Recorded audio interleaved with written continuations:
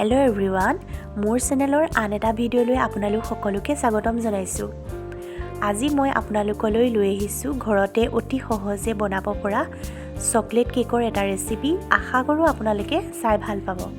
তাৰ বাবে মই এটা ডাঙৰ বাটিত 3টা ডিম এটা এটাকৈ ভাঙি লৈছোঁ।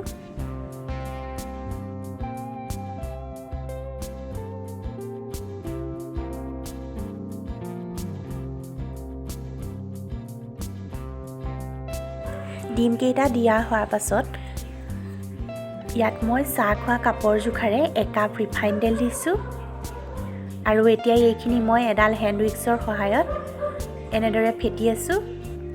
লগতে চাহ খোৱা কাপৰ জোখাৰে 1 কাপ চেনি দিছোঁ। এতিয়া মই ভালদৰে ফেটি লৈছোঁ এইখিনি।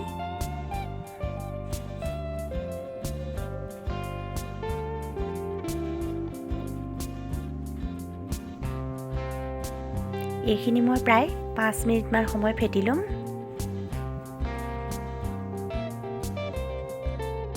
এইখিনি মোৰ ভালদৰে ফেটি হোৱাৰ পাছত ইয়াত মই এচামুচ ভেনিলা এছেন্স দি দিম যাতে ডিমৰ গোন্ধটো নাহে। আকৌ ভালদৰে ফেটি ল'ম।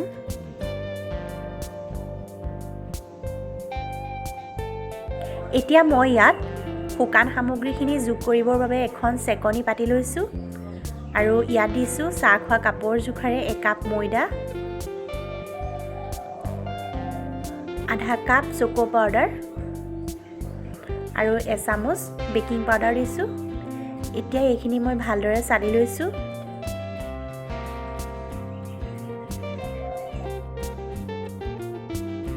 এয়া দেখিছেনে, ভালদৰে মই চালি ল'লোঁ।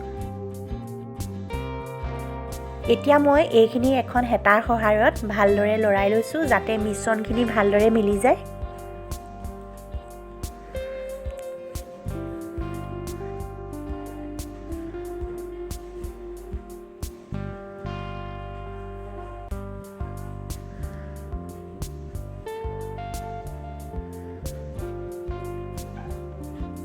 অলপ সময় লৰাই ফেটি হোৱাৰ পাছত ইয়াত মই অকণমান আমুল তাজা গাখীৰ দি দিছোঁ। আকৌ ভালদৰে লৰাই লৈছোঁ।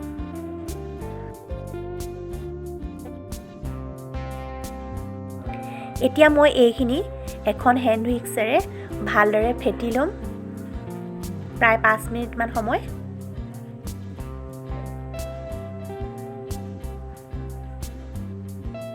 এয়া দেখিছেনে, মোৰ গোটেইখিনি ফেটি লোৱা হৈ গ'ল।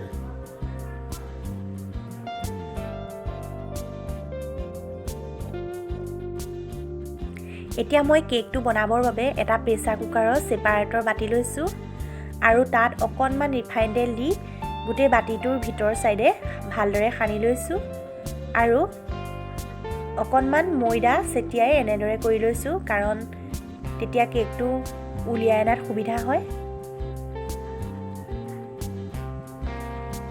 এয়া দেখিছেনে, গোটেই চাৰিওফালে মই ময়দা ভালদৰে লগাই লৈছোঁ। এতিয়া মই মিশ্ৰণখিনি ইয়াত ঢালি দিছোঁ।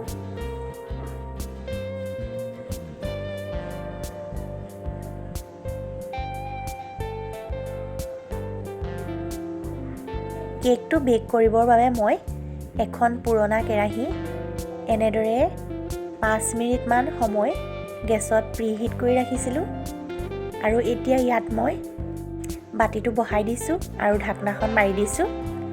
প্ৰায় 45 মিনিটমান লাগিব মোৰ কেকটো হ'বলৈ। সেইকণ সময়তে মই চকলেট চিৰাপখিনিও বনাই ল'ম। চকলেট চিৰাপ বনাবৰ বাবে মই এটা সৰু চচপেন লৈছোঁ আৰু তাত আধা কাপ পানী দিছোঁ। এখন সৰু হেতাৰে অকণমান চেনি দিছোঁ আৰু সেই একেখন হেতাৰে এচামুচ চকো পাউডাৰো দি দিছোঁ।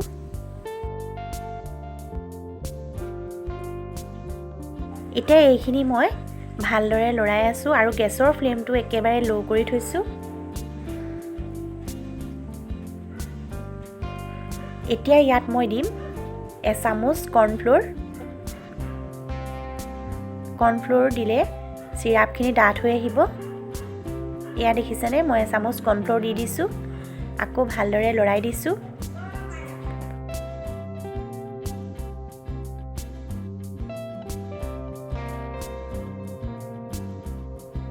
এতিয়া মই গেছৰ ফ্লেমটো কমাই থৈছোঁ আৰু এইখিনি মই ভালদৰে লৰাই দিছোঁ। ইয়াত অকণমান গাখীৰো দি দিছোঁ, আকৌ ভালদৰে লৰাই দিছোঁ।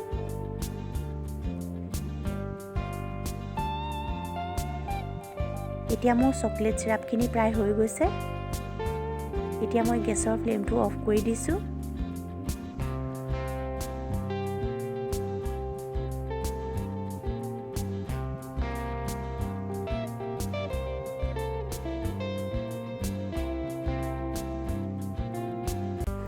এতিয়া মই চেকনি এখনেৰে চকলেট চিৰাপখিনি ভালদৰে চেকি ল'ম আৰু অলপ ঠাণ্ডা হ'বলৈ থৈ দিম।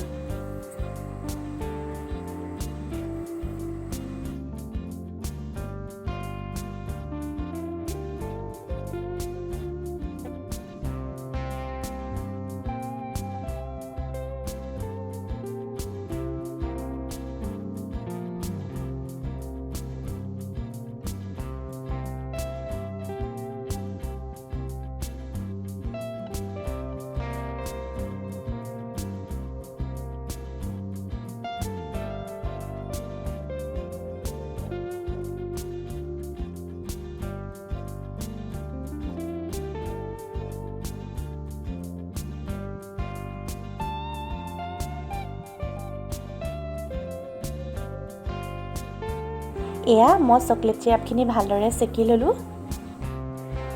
এতিয়া প্ৰায় 45 মিনিটৰ পাছত কেকটো মই গেছৰ পৰা নমাই লৈছোঁ আৰু এখন ছুৰীৰ সহায়ত ছাইডটো এনেদৰে কাটি লৈছোঁ। এয়া দেখিছেনে কেকটো কিমান ধুনীয়াকৈ ওলাই আহিছে।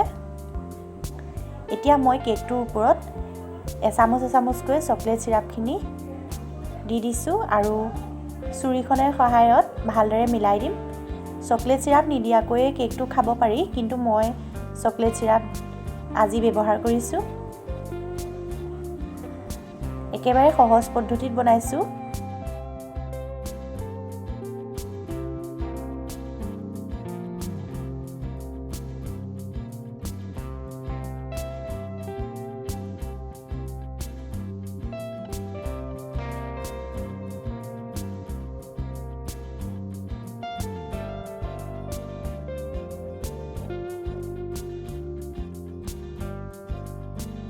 এয়া মই ভালদৰে মিলাই ল'লোঁ। এতিয়া মই এইখিনি প্ৰায় 2 ঘণ্টামানৰ বাবে ফ্ৰিজত থৈ দিম। 2 ঘণ্টাৰ পাছত দেখিছেনে, এতিয়া মই এপিচ কেক কাটি দেখুৱাইছোঁ আপোনালোকক। এয়া কেকটো বহুত স্পঞ্জি হৈছে।